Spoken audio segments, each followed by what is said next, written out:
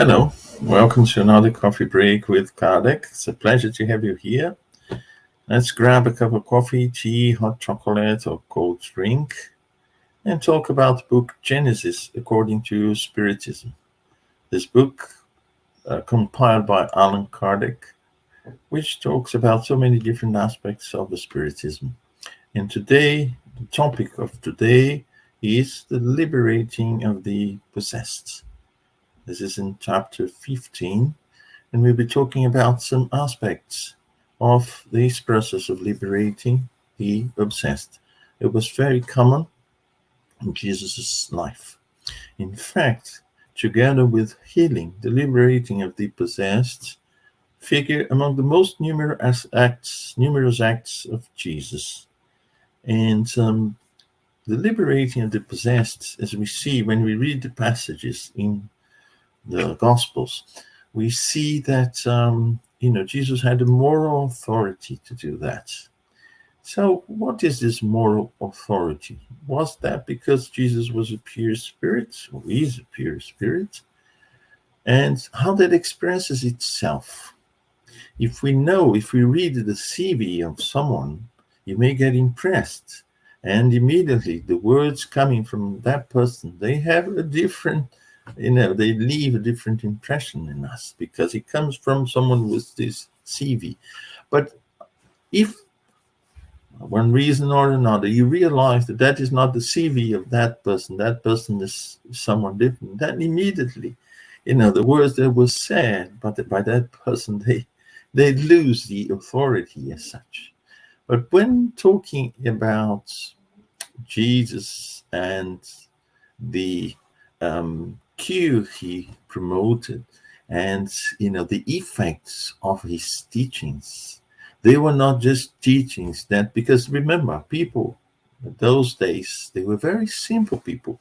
They were not used at philosophizing, at trying to take a word or some teachings and go and elaborate thoughts on top of that. No, they were very simple, very humble people.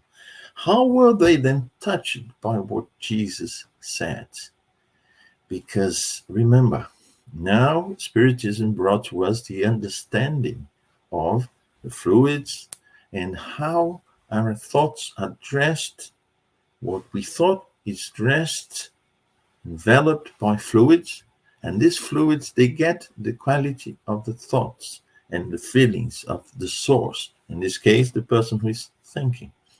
So let's take an example, for instance, the word love. When I say the word love, I love you. This love has got the meaning of love that I give to the words. So when I talk about love, I think of something. What I understand as love, it brings the experiences I have related to love, and then it gives the fluids that are going to carry those thoughts in certain directions, the meaning I attribute to the word. When Jesus said love one another, love God, the words came out, the thoughts came out dressed in pure fluids, in the purest sense meaning of love. And that touched people. So they were not just words. And they say that people were magnetized. When Jesus was speaking, people were magnetized. How was that possible? Well, we could understand that his words, he was irradiating the fluids that came out of him with the words that he sent out. There were pure fluid. So people would understand, perceive in a way that they couldn't explain.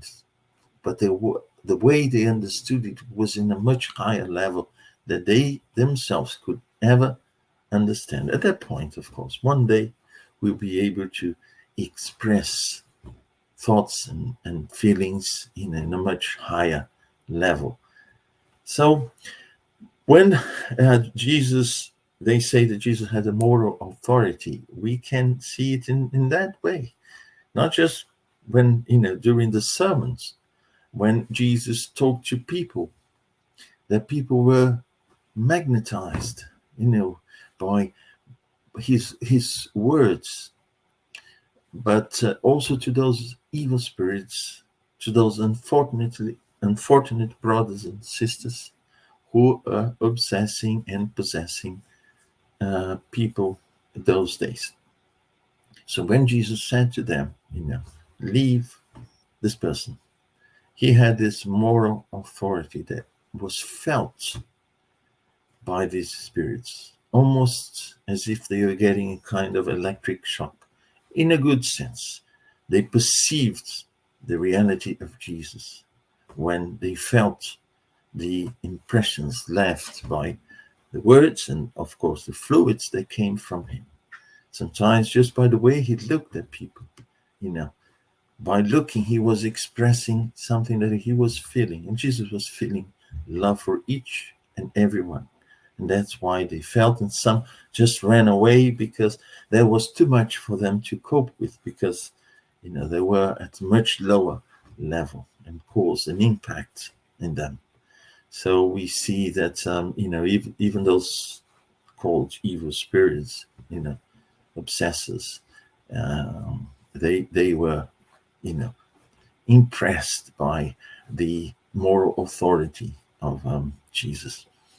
And we see, for instance, there was one passage when Jesus he was in Capernaum, and he went on Sabbath, he went into the synagogue, and he began to teach people there. And people were marveled at his doctrine, because he was teaching them as one having authority. These are the words that are written there. One having authority, and not as the scribes. The scribes were the ones responsible for reading the holy texts in the synagogue. And they were very formal, almost cold in the way they read, almost as one of these computer voices that we get nowadays. We give the text and we hear that artificial voice just reading the text for us. Had no sentiment, had nothing attached to that. Very cool. And then when Jesus came and he taught them, they could perceive the way he taught, the authority he had. How come? Was Jesus there introduced by people who gave his CV, told his long history of pure spirits and so on? No, he was unknown to people, but they noticed that Jesus had this moral authority. How come? By the impression left by his words. Perhaps someone else saying the same words wouldn't have the same impact, wouldn't touch people in the same way. That's how they could perceive that. They couldn't understand, perhaps. They couldn't explain, but they could perceive the moral authority. So this very same moral authority was perceived by those spirits obsessing people. And another interesting aspect is at Jesus' time, there were many cases of obsession and possession in Judea. And why was that? Well, there is a simple explanation. When there is a doctor in the area, of course, those who are ill will come around looking for the doctor. And Jesus came. Jesus said, I came for the sick. I didn't come for those who are in good health. And the sick were those people having all the problems, especially spiritual problems, because we know our passage is here to evolve spiritually. The events in our life, they are always related to the necessary spiritual improvements that we all need. So Jesus came and did that. But in all those cases, I wouldn't say, most of them, but a few of them, as Kardec points out, a few of them, or in a few of them, is not that clear that it was the action of an external intelligence. It was a case of obsession or possession. It could be just a normal organic problem. Let's see now, let's take a person who has epileptic seizures. and take to Jesus' time. How would that person be perceived by others? They would understand what was going on? No. So the diseases, and they're saying most of the diseases, if not all of them, because they couldn't understand what it was, where it came from. They would just say it was the work of evil spirits. So someone having a seizure, foaming from the mouth, they would be seen as possessed by evil spirits. But in some cases, Kardec points out, it's not clear that that was the action of an external intelligence. In some cases, it could be, the result of an organic illness, not a spiritual illness. And we see, for instance, let's take a patient with a stroke. The person had a stroke and lost the ability to talk, for instance. So his words would become incomprehensible. Take these people to Jesus' time, or this person. How would that person be perceived by others? As someone under the action of evil spirits, because he lost his ability to talk, or became paralyzed on one side of the body, or whatever. So the diseases now, they have explanation, but we understand what is going on. We normally understand the effects, but in some cases, even nowadays, we don't fully understand the causes, especially regarding psychological and psychic problems, because they talk, the root is actually in the minds, and sometimes, it's at this point, I would say, we don't fully understand the cause, especially when the causes are external to the physical material body. But it's important to be very careful in analyzing, because sometimes the intelligent agent manifests itself in a very subtle way. If we go back to 19th century, when Kardec was first introduced to the turning tables, he didn't believe that, what was going on. He thought it was just a natural phenomenon related to electricity, magnetism, or whatever. But then he was clever enough to notice in the subtleties that there was an intelligent agent there. And the same way, or using the same analysis that Kardec did, and convinced him. He was very skeptic about, the action of spirits and the turning tables. But then he was convinced by his very careful analysis of the phenomenon.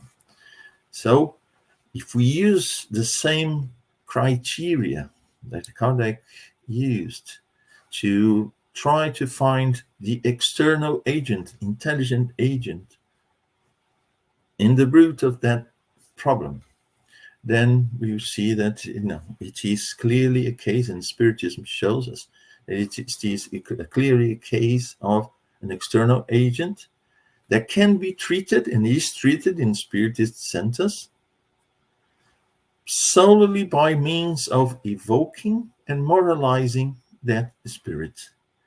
It's the work of disobsession.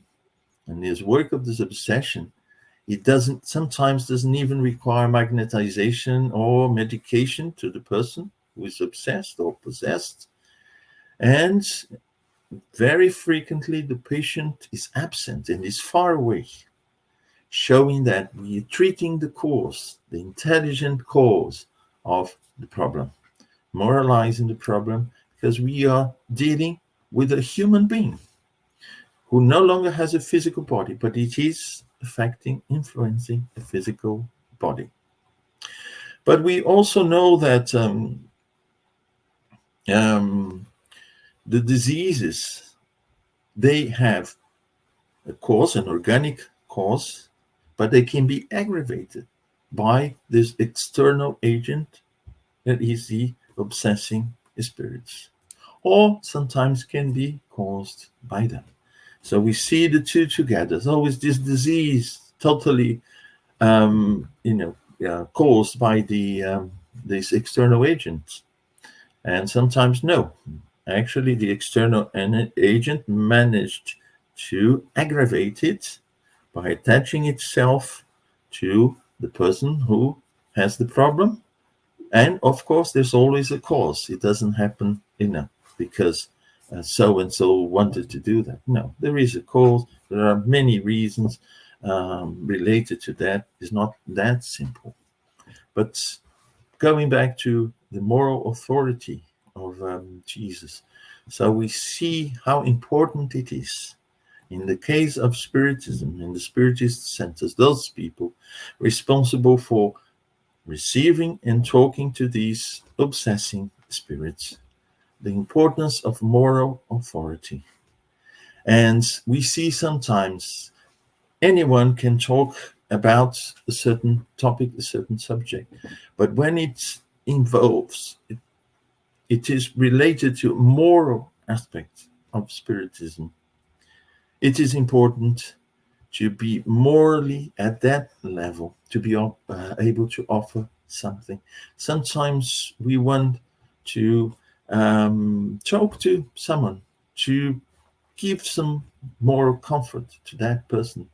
And some people don't know how to do it because they lack the experience, they lack the conditions to actually fully express themselves and touch the other person. Some people can talk about the lessons in the gospel, the moral ones that we find in the gospels, but sometimes they lack the moral understanding, I would say, the moral experience, the moral knowledge level to be able to dress the words and give the words the fluidic qualities that will truly touch people's hearts and minds. And that's why Jesus was very effective in that. Jesus had the moral qualities. Jesus had all the necessary expressions related to what he was teaching that would touch people in a way that no one did before and no one has ever done after Jesus. So I'll leave you with those thoughts and an invitation to go to Genesis chapter 15 and read this chapter. Just read the whole book, but this chapter in particular talks about the different aspects related to what are called the miracles in the Gospels. So see you in another coffee break very soon. Thank you.